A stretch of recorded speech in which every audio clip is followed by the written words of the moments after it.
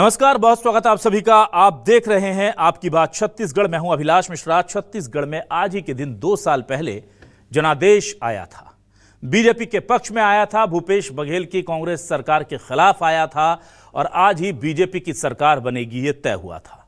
2 साल पूरे हो गए हैं। छत्तीसगढ़ ने इन 2 सालों में क्या खोया है, क्या पाया है, बड़ा सवाल है। मोदी की गारंटी के साथ शुरू हुआ बीजेपी का विजयी अभियान क्या अपने वादों को साकार करने में कामयाब रहा है? जो बातें, जो वादे, जो उम्मीदें बीजेपी की सरकार से थी, क्या वो पूरी हुई हैं? कितनी पूरी हुई हैं, कितनी अधूरी हैं? पेश कैसा है? जनता के मन में रोष है या फिर संतोष? इसी पर करते हैं आज आपकी बात।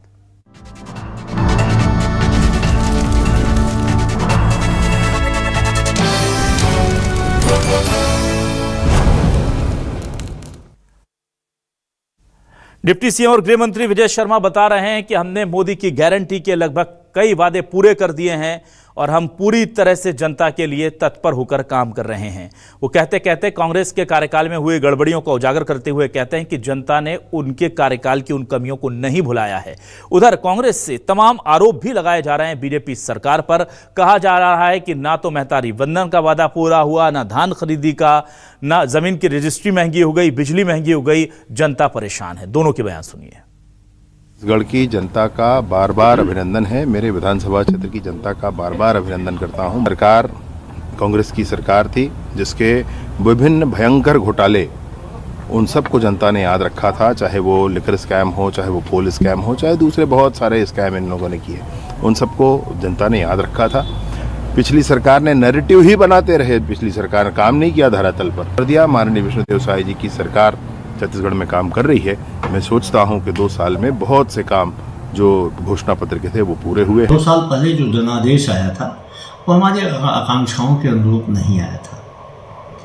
कहीं न कहीं भारतीय जनता पार्टी ने महतारी वंदन के नाम पे 3100 रुपये में धान के नाम पे जनता को गुमराह करने में सफलता हासिल की। लेकिन 2 साल में ही कोई जनादेश से जनता अपने आप को अलग करेगी, ऐसा छत्तीसगढ़ में हुआ। 2 साल में ही जनता निराश हो गई। 17 महत्वपूर्ण योजनाओं को इन्होंने बंद कर दिया। हर मामले में सरकार पूरी तरीके से 500 रुपये में महिलाओं को सिलेंडर देने का वादा किया था, नहीं दिया। तो इस सरकार आज चुनाव हो जाए, अब देखिए किस प्रकार से जनादेश पलट जाता है। अब जनता क्या कह रही है यह भी जानना जरूरी है। जनता से क्या वो संतुष्ट हैं या दिक्कतें उनको लग रही हैं? सुनिए। ही नहीं, पूरे प्रदेश के लिए ऐतिहासिक दिन था। 3 दिसंबर जो है एक ऐतिहासिक दिन था। पूरे कवर्धा जिला में, पूरे प्रदेश में विकास की गंगा बह रहा है। चलना दूरभार हो गया है। बारिश के बाद इन्होंने बोले थे कि हम सड़कों की मरम्मत कराएंगे, लेकिन आज साल खत्म होने जा रहा है, लेकिन कहीं पर भी कोई भी काम दिखता नजर नहीं आ रहा है। यदि आप बोले ना तो मैं इसको मार्क्स दूंगा 50-50 का। कुछ चीज़ें अच्छी हुई है, कुछ चीज़ें बिल्कुल अच्छी नहीं हुई हैं। जब से विष्णुदेव सरकार और छत्तीसगढ़ में, जब से विष्णुदेव सरकार के सरकार बने हैं छत्तीसगढ़ में, ऐतिहासिक कार्य गांव-गांव में आज विकास के गंगा बहत है। विकास से रुक गए, आज विकास की रफ्तार पकड़ ले है और छत्तीसगढ़ में नक्सल मुक्त राज्य बनने वाला है। कहीं सफाई नहीं, कहीं कुछ नहीं, गंदगी चारों तरफ, लाइट नहीं, फलाने नहीं, लगाने, यहाँ तक के मेवासी एक्सीडेंट हो जा रहे हैं, कितने लोग मारे जा रहे हैं, देखते रहे आप। अब देखते हैं हमारे सवाल क्या है। सवाल लेकर आ रहे हैं आपके टेलीविजन स्क्रीन पर। सवाल ये रहे आपके सामने। बीजेपी को जनादेश के 2 साल, साय सरकार में कितने बदले हाल? विजय शर्मा बोले, हमने ज्यादातर वादे निभाए, जनता ने कांग्रेस के कारनामे नहीं भुलाए। कांग्रेस बोली, महतारी वंदन, पीएम आवास पर धोखा, धान खरीदी, जमीन रजिस्ट्री, बिजली में भी ठगा। छत्तीसगढ़ में बीजेपी सरकार के 2 साल पूरे, मोदी की गारंटी में कितने वादे निभाए, कितने अधूरे? सीधा सवाल। 3 खास मेहमान मेरे साथ जुड़ रहे हैं। हमारे साथ शिव नारायण पांडे जी, बीजेपी से वरिष्ठ नेता प्रवक्ता जुड़ रहे हैं, बहुत स्वागत करता हूं उनका।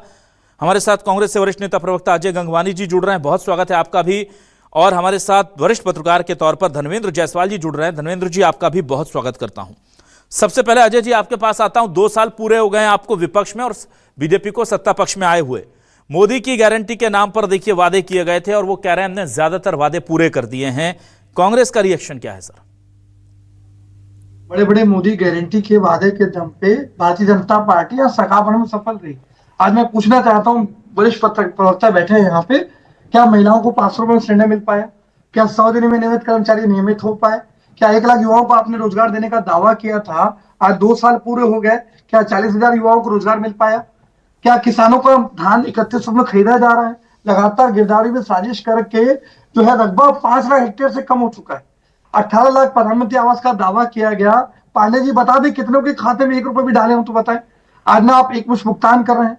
लगातार यहाँ के किसान कभी यूरिया के लिए, कभी कीटनाशकों के लिए, अभी एग्रीस्टेक पोर्टल के नाम पे लगातार भटक रहे हैं। मैं तो पूछना चाहता हूं कि जब छत्तीसगढ़ सरप्लस बिजली का राज्य है, 5 राज्यों में हम बिजली सप्लाई करते हैं, लेकिन सबसे महंगी बिजली आज छत्तीसगढ़ बेचारा आम जनता ले रही है।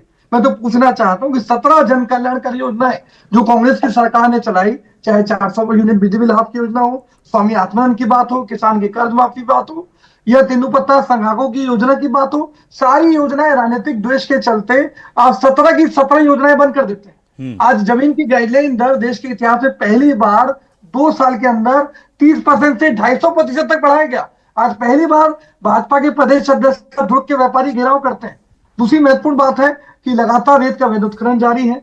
जीएसटी के छापे के नाम पे लगातार अपराध जो है वसूली की जा रही है। छत्तीसगढ़ को तो आपने कर्ज में ढकेल दिया है। 5,000 करोड़ से अधिक का कर्ज छत्तीसगढ़ में बाकी है।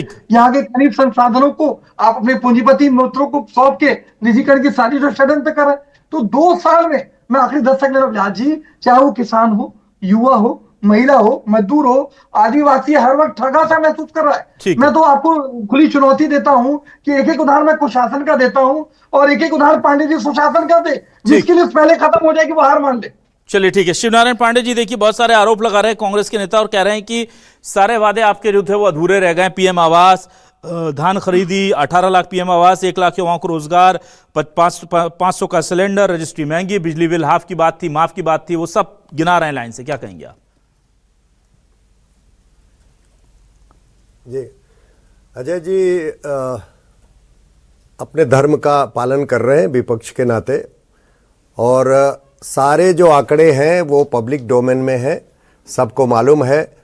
जिस गरीबों के आवास को पिछली सरकार ने, भूपेश जी की सरकार ने रोक दिया था, उसमें पूरे के पूरे 18 लाख जो आवास रोके गए थे, आज 24 लाख आवास भारतीय जनता पार्टी सरकार में बना रही है, जिसमें बहुत सारे पूरे हो चुके हैं, लाखों मकान पूरे हो चुके हैं, और जिसकी करीब 24 लाख की स्वीकृति हो चुकी है, जिसका निर्माण चल रहा है। और रोजगार के लिए वो निर्माण जो होगा उसके लिए मिस्त्री की जरूरत होगी, उसके लिए भी, और प्रशिक्षण की योजना बनाई गई, उसके लिए ग्रामीण लोग प्रशिक्षित करके राजमिस्त्री का काम कर रहे हैं। युवाओं में आप समझिए, कभी बोल रहे थे कितने लोग को दिया रोजगार। आप सबको मालूम है कि पिछली भूपेश सरकार में रोजगार के नाम पर किस तरह से कांग्रेस के नेताओं, अधिकारियों और बाकी लोग को उपकृत किया गया। उस पर जो है पूरी तरह से लगाम इस सरकार ने लगाई गई है। 37,000 लोगों को रोजगार दिया गया है, और करीब 1 लाख का हमारा संकल्प था। 1 लाख जो है 5 साल बीतते बीतते 1 लाख लोगों को और सरकारी नौकरी देने की जो योजना है। और आप समझे कि हर दृष्टि से जितने भी मोदी योजना, महतारी वंदन की बात आप कर रहे हैं, महतारी वंदन में एक निश्चित तिथि पर जो है महिलाओं को जाता है। किसानों के लिए 3100 रुपया तय है, 21 कुंटल प्रति एकड़ के हिसाब से खरीदी हो रही है। 2 साल हो गए, लगातार इस तरह की कोई शिकायत नहीं आई है। जो व्यवस्थाजन्य कुछ परिस्थितियां होती हैं जिसकी शिकायत हो सकती है, लेकिन पॉलिसी के रूप में जो भारतीय जनता पार्टी के 2 वर्ष की सरकार है, इस ढंग से पॉलिसी बनाया है कि आने वाले दिनों में एक प्रकार से विकास का विस्फोट इस छत्तीसगढ़ में होने वाला है। जो कांग्रेस के सरकार में पूरी तरह से सारी संस्थाओं को, सारे संवैधानिक संस्थाओं को, सारे इस्टेब्लिशमेंट को एक प्रकार से पूरी तरह से भ्रष्ट करके रख दिया था, बिल्कुल डिरेल कर दिया था डेवलपमेंट को, उसको भारतीय जनता पार्टी की सरकार ने 2 वर्षों में व्यवस्थित किया है और जनता के विकास को आगे ले जा रही है। चाहे वो महिलाओं का मामला हो, युवाओं का मामला हो, किसानों का मामला हो, पढ़े लिखे लोगों का मामला हो, सेंट्रल से मिलने वाली जो स्कीम्स हैं उसको आगे बढ़ाने का मामला हो, सब दृष्टि से, एक इंफ्रास्ट्रक्चर की दृष्टि से सारी चीजों पर काम इस 2 वर्षों में भारतीय जनता पार्टी की सरकार ने किया है।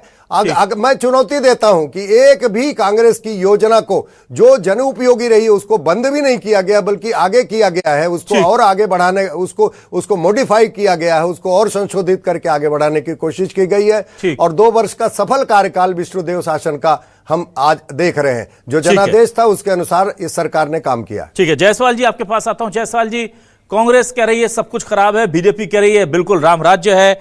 अब आप बताइए छत्तीसगढ़ के क्या असली हालात हैं? देखिए, किसी भी सरकार की कोई भी योजना गड़बड़ नहीं होती, हाँ, नीतियां गड़बड़ नहीं होती, उसका क्रियान्वयन किस तरीके से होता है वो सबसे इंपॉर्टेंट होता है जी। और नीतियों का, योजनाओं का, कार्यक्रमों का क्रियान्वयन की जो जिम्मेदारी होती है वो सरकारी मशीनरी पर होती है, ब्यूरोक्रेट्स पर होती है। जो निचला अमला काम करता है उसको जन जन तक पहुंचाने का काम करता है। इस मामले में भारतीय जनता पार्टी की सरकार की जो भूमिका है वो बहुत अच्छी नहीं है। हम लोगों ने पिछले 15 सालों में रमन सिंह का सरकार का कामकाज देखा है। जिस तरीके से ब्यूरोक्रेसी पर उनका कंट्रोल हुआ करता था वो कंट्रोल आज की तारीख में देखने को नहीं मिलता है। जिलों में जो जिन योजनाओं का क्रियान्वयन जिस गति से होना चाहिए, जिस मुस्तैदी से होना चाहिए, जिस तत्परता से होना चाहिए, जिस सजगता से होना चाहिए, गड़बड़ी रोकने के लिए जो काम होने चाहिए वो होता नहीं दिखाई देता। इसलिए जनता में एक भ्रम की स्थिति दिखाई देती है कि ये सरकार आखिर क्या काम कर रही है, सरकार किस हद तक जाकर के लोगों को लाभ पहुंचा रही है। सरकार ने बहुत अच्छी योजनाएं बनाई, सरकार ने बहुत अच्छे कार्यक्रम तय किए। इनके घोषणा पत्र में जो वादे किए गए थे वो बहुत लोकलुभावन घोषणाएं थी। उन घोषणाओं के क्रियान्वयन की जिस तरीके से तैयारी दिख रही थी, शुरुआती दिनों में जिस तरीके से उसका क्रियान्वयन होता दिख रहा था, लगा था कि पूरा छत्तीसगढ़ इन योजनाओं से लाभान्वित होने वाला है। लेकिन सरकार की जो कसावट है वो दिखाई नहीं दे रही है, ये सबसे बड़ी समस्या है। जिस तरीके से महतारी वंदन योजना की बात हो रही है, महतारी वंदन योजना में अभी भी कितने अपात्र लोग उसका लाभ ले रहे हैं, इसको रोकने के लिए कोई कोशिश नहीं हो रही है। सरकारी नौकरियों में भर्तियों की बात है, व्यापम की परीक्षाओं में पिछले दिनों में जो गड़बड़ी सामने आई उसको लेकर के कोई कार्रवाई होती दिखाई नहीं दी। इससे एक निराशा का वातावरण बनता है। सरकार को इन चीज़ों पर ध्यान देना चाहिए। जहां गड़बड़ियां हो रही है उसको ठीक करने की कोशिश यदि मुस्तैदी के साथ हो तो भारतीय जनता पार्टी की जो योजनाएं हैं वो बहुत अच्छी योजनाएं हैं, लोगों को लाभ पहुंचाने वाली योजनाएं हैं। लेकिन उसके क्रियान्वयन में जो कमजोरी दिखाई देती है, क्रियान्वयन में जो हील हवाला दिखाई देता है, सरकारी मशीनरी पर कसावट नहीं दिखाई देती, वो इस सरकार की सबसे बड़ी कमजोरी है। सरकार के पास अभी भी वक्त है, 2 साल ही हुए हैं, आपको अभी 3 साल और शासन करना है। अगले चुनाव में जाने से पहले आप अपनी छवि को बेहतर करने के लिए प्रशासनिक कसावट की दिशा में यदि ये सरकार ध्यान दे तो निश्चित तौर पर जो योजनाएं हैं उसका लाभ लोगों को मिलेगा। धान खरीदी में पिछले साल जिस तरीके से गड़बड़ियों का मामला सामने आया, किसान जिस तरीके से परेशान हुए, बाद में उसके बाद गड़बड़ियां सामने आई, उसको ठीक करने के लिए जो बड़ी कार्रवाई होनी चाहिए थी वो अब तक दिखाई नहीं देती। इस साल फिर धान खरीदी का सीजन शुरू हो गया है, उसमें तमाम तरह के किसानों के सामने तमाम तरह की समस्याएं सामने आ रही। आने वाली रिपोर्ट को लेकर के जिस तरीके से भ्रम की स्थिति पैदा हुई है, किसानों का जो 21 क्विंटल प्रति एकड़ खरीदी का जो वादा था उसमें आने वाली रिपोर्ट एक बीच में अवरोध उत्पन्न हो गया है। इन तमाम चीजों की तरफ सरकार का ध्यान जाना चाहिए। जो बारदाने की सप्लाई है उसकी कमी तो इस बार नहीं है, लेकिन बारदाने की जो साइज है वो छोटी है, उसमें 40 किलो की भर्ती नहीं आ रही, उसको लेकर किसान परेशान है। तो ये इस तरह की जो छोटी छोटी समस्याएं हैं वो सरकार के खिलाफ बड़ा आक्रोश पैदा करती है, सरकार के खिलाफ बड़ा संतोष पैदा करती है। ठीक है जी अजय जी, आपके पास आता हूं। अजय जी, देखिए जाहिर सी बात है कि जनादेश पूरे 5 साल के लिए है। अगर कुछ वादे वो कह रहे हैं कि हमने पूरे किए, 18 नहीं वो 24 लाख पीएम आवास गिनाते हैं और तमाम चीजों को लेकर के अब जनता का जाहिर सी बात है कसौटी जो होगी वो तो 5 साल के बाद ही तय होनी है। पर अभी आपको ऐसा क्यों लग रहा है कि जनता खुश नहीं है? सुशील आनंद शुक्ला तो यहां तक कह रहे थे कि आज अगर चुनाव हो जाए तो इनके पास जनादेश नहीं है। बहुत बड़ा दावा किया उन्होंने। देखिए, जो दावा माननीय संचार विभाग के अध्यक्ष सुशील आनंद शुक्ला जी कह रहे हैं उसके पीछे सत्य और तथ्य है। आज इतना अच्छा भाषण पांडे जी चैनल पे बैठ के दे रहे हैं, और इतना अच्छा काम सचमुच किए होते तो आज किसान, गरीब, मजदूर, युवा संतुष्ट होते। आज वरिष्ठ पत्रकार धनंजय जायसवाल जी ने बहुत सारे मुख्य बिंदु को पॉइंट आउट किया कि कहाँ कहाँ परेशानी हो रही है। आज इस प्रकार से लगातार धान खरीदी में अनियमितताएं हैं, बेचारा धान के लिए खरीदी के लिए भटक रहा है, कभी यूरिया के लिए भटक रहा है, कभी कीटनाशक के लिए भटक रहा है। तो लगातार ये जिम्मेदारी है आपकी। दूसरी महत्वपूर्ण बात मैं कहना चाह रहा हूँ, पांडे जी बड़े बड़े दावे कर रहे हैं, मैं तो पूछना चाहता हूँ कि विजय शर्मा जी के मैं बयान सुन रहा था, जो स्वयं गृह मंत्री है, उन्हीं के कवर्धा क्षेत्र में एक 70 साल के बुजुर्ग की भीड़ द्वारा जलाकर हत्या कर दी जाती है। आरंग में मॉब लिंचिंग के नाम से 2 युवकों की पीट पीट के हत्या की जा रही है। आज छत्तीसगढ़ में 2 साल के अंदर 600 से अधिक हत्याएं, 3096 से अधिक महिलाओं के साथ बलात्कार, रायपुर राजधानी में 6 गोलीकांड। माननीय विजय शर्मा जी ने विधानसभा में खुद स्वीकार किया कि रायपुर में, छत्तीसगढ़ में 2024 और 25 के बीच में रोज 3 हत्याएं, रोज 9 महिलाओं के साथ बलात्कार। जब ये खुद इस बात को स्वीकार कर रहे हैं तो आखिर सुशासन किस बात को मानते हैं? माननीय सांसद बिजनौर जी जो सबसे अधिक बार के विधायक हैं, वो स्वयं मुख्यमंत्री को पत्र लिख रहे हैं कि भैया गाइडलाइन दर में वृद्धि पे 99% लोगों पे आर्थिक बोझ आ रहा है, तुरंत इस निर्णय को स्थगित करिए। व्यापारी खुद आज इनके प्रदेश अध्यक्ष का घेराव करते। मैं तो पूछना चाहता हूं कि लगातार इनकी नियत नीति मंशा छत्तीसगढ़ को अपराधगढ़, रायपुर को चाकूपुर, मेरिन ड्राइव को मर्डर ड्राइव और उड़ता पंजाब की तर्ज पे छत्तीसगढ़ को उड़ता छत्तीसगढ़ बनाने का प्रयास कर रहे हैं। भैया आपकी केंद्र में आपकी सरकार, यहाँ पे आपकी सरकार डबल इंजन की सरकार का दावा कर रहे हैं। पाकिस्तान से, अफगानिस्तान से, खाड़ी देशों से ड्रग्स यहाँ पे पहुंच रही है। आपकी रेत की अवैध उत्खनन का इतना बढ़ चुका है कि जो रेत के माफिया है वो पुलिस कांस्टेबल की कुचल के हत्या करते थे। यहाँ कानून का राज है क्या, संविधान का राज है कि ये कमीशन खोरी भ्रष्टाचार चरम पे? नंकी नाम को और खुद कह रहे हैं कि सरकार नाम की कोई चीज नहीं है, कमीशन खोरी भ्रष्टाचार चरम पे। आखिर ये महत्वपूर्ण बात मैं 10 सेकंड ले रहा हूँ। रवि भगत जो भाजपा के प्रदेश अध्यक्ष रहे, वो खुद कहते रहे कि डीएफएम में घोटाला हो रहा है, आप उसको बाहर का रास्ता दिखाते हैं। बस्तर में आपके जैसा एक पत्रकार जब 55 करोड़ की सड़क 155 करोड़ पहुंच जाती है, उसके भ्रष्टाचार का खुलासा करता है तो टंकी में मार के हत्या कर दी जाती है। दंतेवाड़ा के एक ही नाले पे बिना टेंडर के, बिना प्रशासनिक अनुमति के, बिना बजट प्रावधान के 3 पुल बना देते हैं। आज भारतमाला परियोजना में इनके पूर्व मंत्री वर्तमान विधायक शामिल है। ईडी, आईटी, सीबीआई कोई कार्रवाई नहीं करता। मुख्यमंत्री के भांजे आज जो है भ्रष्टाचार की दुकान खोल के बैठे हैं। जो वास्तविक स्थिति है वो इनके दावों से एकदम विपरीत है अभिलाष जी। ठीक है शिवनारायण पांडे जी, देखिए ये बात तो सही है कि 2 साल में कहीं तो आप लोगों को लग रहा होगा ना कमियां हैं। 2 साल में ही अगर आपने सारे काम कर लिए तो फिर तो कुछ बचा नहीं करने को, और जनता आक्रोशित तो दिखी है। अब से कुछ दिनों पहले तक हमने देखा था कि जो सहकारी समितियों के कर्मचारी थे वो आंदोलन कर रहे थे, एस्मा लगा करके उनको नौकरी से निकालने का डर दिखा करके उनको आपने ज्वाइन करा दिया, अच्छी बात है, लेकिन उससे उनका आंदोलन या उनका आक्रोश थोड़ी खत्म हो जाएगा। ये भी बहुत सारी चीजें जिन पर हमको देखना होगा कि हम देखिए सबसे पहले जी जी जी जी जी अजय जी जो अभी बोल रहे थे उड़ता छत्तीसगढ़ बनाने की कोशिश, वो शायद भूल गए कि एक मैडम आती थी यहाँ, बड़ा भारी रेप पार्टियां होती थी कांग्रेस के जमाने में, और सब जितने रईस जादे हैं अधिकारियों और नेताओं के बच्चे सब उड़ते रहते थे। छत्तीसगढ़ को उड़ता छत्तीसगढ़ बनाने की कोशिश भूपेश सरकार में हुई थी और वो सारे पकड़े गए हैं और सब वो नेटवर्क पता चल रहा है, बड़े बड़े नेता कांग्रेस के इन्वॉल्व रहे। दूसरी चीज आप जो बता रहे हैं कि आप संस्थागत टोटली जो है, आप बताइए कि अभी कोऑपरेटिव की हड़ताल की बात कर रहे थे और उसके पहले जो है स्वास्थ्य विभाग का हड़ताल था। सारी चीजों के बारे में सरकार संवेदनशील है। सरकार ने इस तरह से एस्मा लगाया क्योंकि धान खरीदी के समय इस प्रकार की स्थिति आई, उनसे लगातार बातचीत भी चल रही थी। कुछ लोग की अपनी हठधर्मिता थी और वो सारे चीजों को रिजॉल्व किया जा रहा है, उन चीजों की समस्याओं को दूर करने की कोशिश की जा रही। समस्याएं हैं, देखिए 15 साल रमन सिंह की सरकार थी, उसमें एक जो है कंटिन्यूटी थी, एक तंत्र विकसित हो चुका था। 5 साल में जो भूपेश की सरकार आई वो सारे जो सतत विकास के क्रम थे उसमें ऑब्स्टेकल ऐसा पैदा हो गया। आपको बताएं अधिकारियों की बात जैसे पत्रकार महोदय कह रहे थे, मैं आपको बता दूं कि भूपेश सरकार ने अधिकारियों का इतना बड़ा राजनीतिकरण कर दिया गया था, बहुत सारे तो जेल में पड़े हुए, बहुत सारे जेल में जाने वाले हैं। आप आंकड़े निकालेंगे तो बहुत सारे लोग दोषी पाए गए।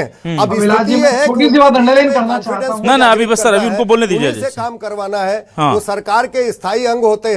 तो ऐसी स्थिति में ये सारी चीजें आज जितनी भी छूट फूट की घटनाओं के, देखिए एक समाज में अपराध होते हैं, अपराध संरक्षित अपराध नहीं होने चाहिए। कांग्रेस के समय में संरक्षित अपराध होते थे, भारतीय जनता पार्टी के समय में संरक्षित अपराध नहीं है, अपराध होते हैं, उनको जांच की जाती है, उस पर कार्रवाई की जाती है। ये बड़ा बुनियादी अंतर है। चलिए ठीक है, 2 वर्षों में अंतर दिखता है कि मुख्यमंत्री के संरक्षण में या नेताओं के संरक्षण में किसी प्रकार का अपराध नहीं हो रहा है। बड़ी बात आपने कही। चलिए की जो बात कर रहे हैं, विजय शर्मा का पूरा देश पीठ थपथपा रहा है, पीठ थपथपा रहा है। आप देखिए कि माओवाद अरे जिसको शर्मा इन्होंने जी, पाला पोसा कवर्धा बड़ा में किया बुजुर्ग की हत्या कर दी जा रही है, उसको जला के। सारे लोगों और को आप जो उसके है बाद के किस चैनल तरह पे से दावे कर रहे एलिमिनेट हैं। किया जा ठीक रहा है, है। किस तरह से लोग सरेंडर हो रहे हैं, ठीक है। किस तरह से जो है बस्तर में एक ठीक है, मैं जल्दी से जायसवाल जी के पास नियम आऊंगा निर्माण सर। के नाम ठीक है, परियोजना अजय जी चलाई प्लीज। गई है।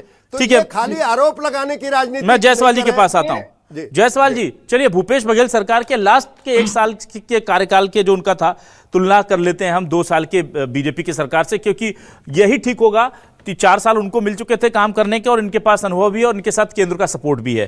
कैसे आप देखते हैं उस वक्त, क्योंकि जाहिर सी बात है अगर भूपेश बघेल सरकार में सब कुछ ठीक होता तो वो सत्ता में होते, तो क्या उन गलतियों से सीखा है बीजेपी ने, या बीजेपी वही कर रही है जो भूपेश बघेल सरकार ने गलतियां की थी कि सच्चाई से मुंह मोड़ लेना? देखिए, दो अलग अलग दलों की सरकार, दो अलग अलग विचारधारा वाली पार्टियां, इसलिए दोनों के कामकाज की तुलना नहीं की जानी चाहिए। इस तरह की तुलना यदि आप करेंगे तो फिर दोनों में समानता और असमानता की बात आप कैसे करेंगे? भारतीय जनता पार्टी के साथ प्लस ये है कि भारतीय जनता पार्टी की जो सबसे बड़ी पूंजी है, उनके पास अपना खुद का बहुत बड़ा मॉनिटरिंग सिस्टम है, उनके पास अपना खुद का फीडबैक सिस्टम है, लेकिन वो सिस्टम इस समय काम क्यों नहीं कर रहा है? सबसे बड़ा सवाल ये है। भारतीय जनता पार्टी से बेहतर फीडबैक सिस्टम किसी संगठन के पास नहीं हो सकता। संघ का जो बैक सपोर्ट बीजेपी को मिलता है, जिसकी वजह से पूरा एक विचार परिवार है जो अलग अलग क्षेत्रों में काम करते हैं, पूरे सारे प्रकल्प उनके चलते रहते हैं और उनसे जो फीडबैक आता है उससे भारतीय जनता पार्टी को अपने कामकाज में सुधार करने का अवसर मिलता है। सरकार वो फीडबैक क्यों नहीं ले पा रही है, या फीडबैक आ रहा है तो उसमें इंप्रूवमेंट क्यों नहीं हो रहा है? मॉनिटरिंग का सिस्टम बीजेपी के पास इतना बढ़िया है, इतने उनका जो संगठन वो जिस तरीके से काम करता है वो मॉनिटरिंग भी करता है और वो अधिकारियों के गड़बड़ी को रोकने की कोशिश भी करता है, लेकिन इस सरकार में वो नजारा दिखाई दे रहा है। निराशा इसी बात की लोगों में है, खासतौर पर भारतीय जनता पार्टी के कार्यकर्ताओं में इस बात की निराशा है कि वो उनके पास जो समस्याएं आ रही है वो ऊपर तक पहुंचाने की कोशिश करते हैं, लेकिन उसमें उनको सुधार नहीं दिखाई देता। भारतीय जनता पार्टी बेहतर योजनाएं लेकर के आई है, इसीलिए सत्ता में है। भारतीय जनता पार्टी के जो घोषणा पत्र है वो काफी अच्छा था, इसलिए आज वो सत्ता में है। भारतीय जनता पार्टी के कार्यकर्ताओं ने जिस लगन और निष्ठा के साथ मेहनत की है चुनाव के समय, इसकी वजह से भारतीय जनता पार्टी इस समय अपने पीक पोजीशन पर है। 25 साल के छत्तीसगढ़ के राजनीति में भारतीय जनता पार्टी को सर्वाधिक सीटें मिले हैं, लेकिन जो डिलीवरी होनी चाहिए थी वो डिलीवरी होता हुआ भारतीय जनता पार्टी के कार्यकर्ताओं को दिखाई नहीं दे रहा है। इसकी वजह से तमाम तरह के सवाल उठ रहे हैं और यदि भारतीय जनता पार्टी इन समस्याओं को आज भी एड्रेस करने के मूड में नहीं है, यदि एड्रेस नहीं करना चाहती है, तो ये भारतीय जनता पार्टी को खुद को सोचना होगा कि आने वाले दिनों में उनके लिए क्या स्थिति बनने वाली है। ठीक है, तो बीजेपी से उम्मीदें इसलिए भी ज्यादा क्योंकि डबल इंजन की सरकार है और उसका वादा करने के आप सत्ता में आए हैं। जाहिर सी बात है, सबसे बड़ी पार्टी है, आप जनता के साथ साथ अपने कार्यकर्ताओं का ध्यान रखने की भी बात कहते हैं। अब जनता या कार्यकर्ता थोड़ा भी दुखी होता है तो ये सवाल आपसे ज्यादा पुरजोर तरीके से पूछे जाते हैं क्योंकि आपने वादे ऐसे किए हैं।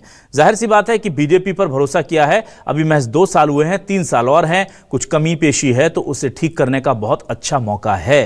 पर अगर रिव्यू करने की सही स्ट्रेटेजी के साथ काम नहीं किया सरकार ने तब भले दिक्कत हो। 2 साल अभी हुए हैं, अभी सब फील गुड वाली मोड में है। देखते हैं कि आने वाले 3 साल छत्तीसगढ़ के लिए और बीजेपी की सरकार के लिए कैसे होंगे। बहुत शुक्रिया शिवनारायण पांडे जी, धर्मेंद्र जायसवाल जी और अजय गंगवानी जी हमारे साथ जुड़ने के लिए, इस डिबेट का हिस्सा बनने के लिए। तमाम दर्शकों का शुक्रिया। नमस्कार।